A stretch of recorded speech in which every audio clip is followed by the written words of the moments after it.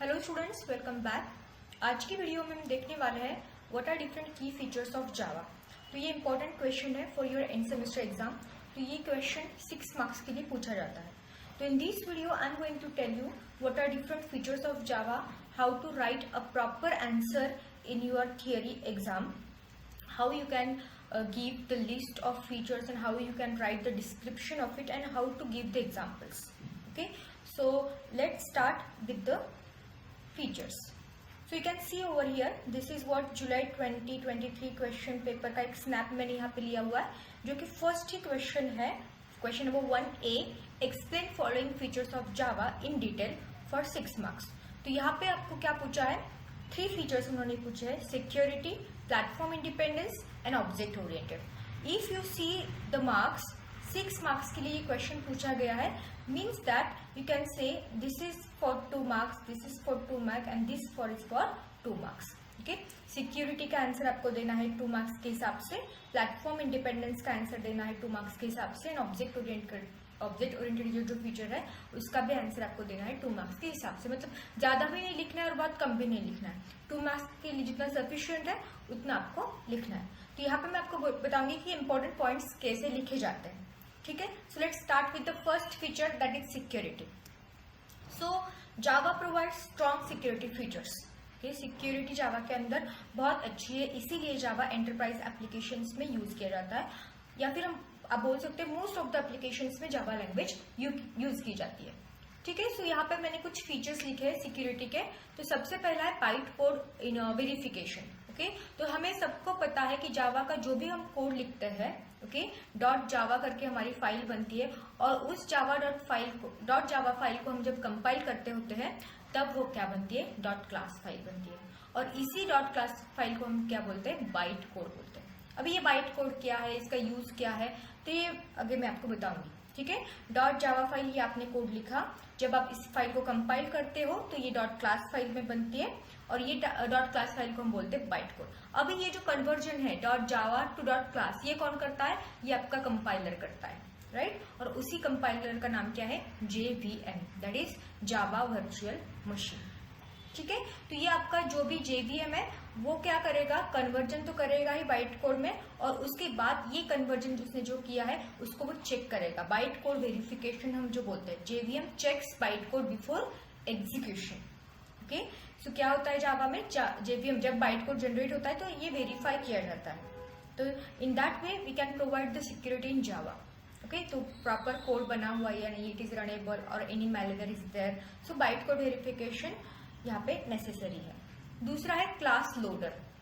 Okay, so loads the classes dynamically and isolates the name spaces. Okay, तो यहाँ पे क्या होता है, ये class loader is another feature of security in जावा। ये क्या करता है, डायनामिकली क्लासेस को लोड करता है। तो यहाँ पे क्या हो जाता है, जो भी अनऑथराइज्ड डेटा है या फिर अनऑथराइज्ड जो क्लासेस है वहाँ पे वो वेरीफाई होते हैं। तो यहाँ पे डायनामिकली अगर हम क्लासेस को लोड करते हैं तब इनडायरेक्टली वो क्या करता है, अनऑथराइज्ड जो भी क्लासेस है, कोड है, उसको आइसोलेट कर देगा या फिर उसको चेक करके रिमूव करेगा। नेक्स्ट है हमारा सिक्योरिटी मैनेजर। ये क्या करता है, it controls the resource access at run time. Okay, तो कोई extra resource wants to access your file and all, ये सब चीजें कौन मैनेज करेगा, सिक्योरिटी मैनेजर यहाँ पे मैनेज कर रहा होता है। ओके, उसके बाद है जावा API सिक्योरिटी। APIs भी रिक्वायर्ड फॉर कम्युनिकेशन, राइट। तो यहाँ पे क्रिप्टोग्राफी का यूज किया जाता है, एंड सिक्योर कम्युनिकेशन के लिए डिफरेंट एल्गोरिथम्स यहाँ पे यूज किए जाते हैं, एंड टू एंड इंक्रिप्शन हो, एंड टू एंड डिक्रिप्शन हो, likewise. After that, last and very important, that is automatic memory management. It prevents pointer related vulnerabilities. मतलब क्या, पॉइंटर से हम क्या कर सकते हैं, डायरेक्टली मेमोरी लोकेशन को एक्सेस कर सकते हैं। Okay, for example, this is our memory, this is one of the memory location. तो with the help of pointer we can directly access this location.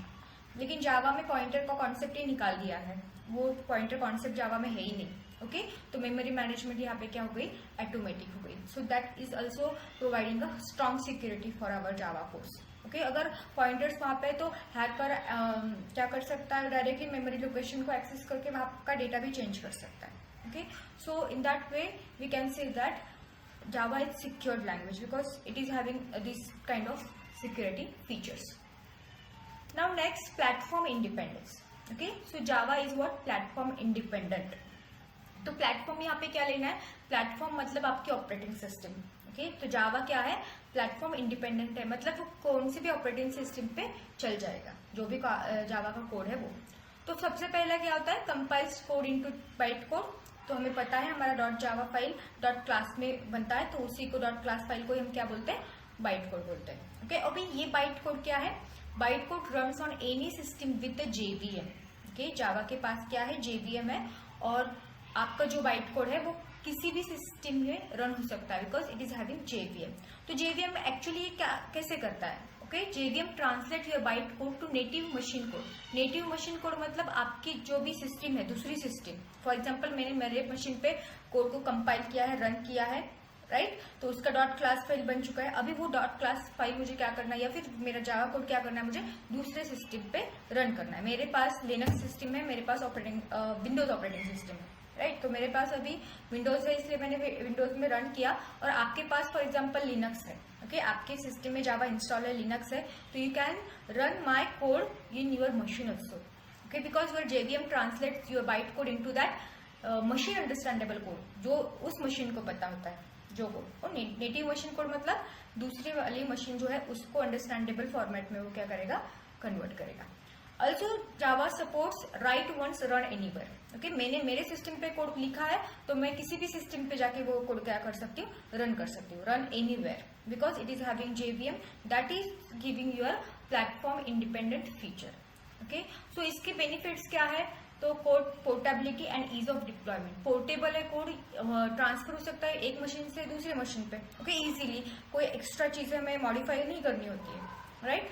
सो जो कोड पोर्टेबल है तो वो code of course क्या होगा, डिप्लॉयमेंट के लिए easy ही रहेगा, ठीक है। Now next, object oriented nature of Java. तो जावा strongly supports object oriented principles. So we know that what are pillars of OOP: encapsulation, inheritance, polymorphism and abstraction. So these four are the pillars of OOP. ये question interview के लिए बहुत important है। Okay, अगर आप जावा के interview को जा रही हो तो पहले बेसिक क्वेश्चन यही पूछेंगे, what are the 4 pillars of Java, okay, और what are the 4 pillars of OOP. So these 4 pillars are there: encapsulation, inheritance, polymorphism and abstraction. So Java supports all these 4 pillars. That means your Java language is what? Object oriented language. It also has some classes, objects. तो ये क्या करता है? It can help us to write program in modular way. With the help of inheritance, we can reuse our code, right? Our code can be scalable and we can have our code maintainable. Okay, because we are following these 4 features, so these 4 benefits we will get: modularity, reusability, scalability and maintainable code. So this will be the answer for this question, object oriented nature of Java feature, sorry, not question, for feature, object oriented nature of Java or object oriented feature of Java. So these were the features of Java which were asked in your previous year question paper. So I think almost unit number 3 के सारे videos upload हो चुके हैं। सो SPPU PPL 3 PPL unit 3 करके मेरी playlist है, उसके अंदर मैंने सारे वीडियोस अपलोड करके रखे हैं। Even SPPU PPL unit number 4 वो भी प्लेलिस्ट ऑलमोस्ट रेडी है, हार्डली 1 और 2 videos are missing. Now I am going to start unit number 5 playlist, multi threading. Okay, unit number 5 का जो भी टॉपिक है, टाइटल है, वो है मल्टी थ्रेडिंग। तो वो प्लेलिस्ट हम अभी स्टार्ट करने वाले हैं। तो उसके अंदर भी जो भी कंपोनेंट्स है, या फिर हम बोल सकते हैं what is multi threading, what is thread life cycle, how to create threads and all. Okay, जो भी इंपॉर्टेंट है एंड सेमेस्टर एग्जाम के लिए, I am going to cover this points in unit number 5 playlist. Okay, तो अगर अभी तक आपने सब्सक्राइब नहीं किया हुआ है तो आप प्लीज सब्सक्राइब करें, ताकि आपको न्यू प्लेलिस्ट का नोटिफिकेशन इजीली आपको मिल जाएगा। ओके, आपके फोन पे आ जाएगा, आपके कंप्यूटर सिस्टम में आ जाएगा। Okay, so thank you for watching, और if you have any doubts please ask me in comment box. Thank you.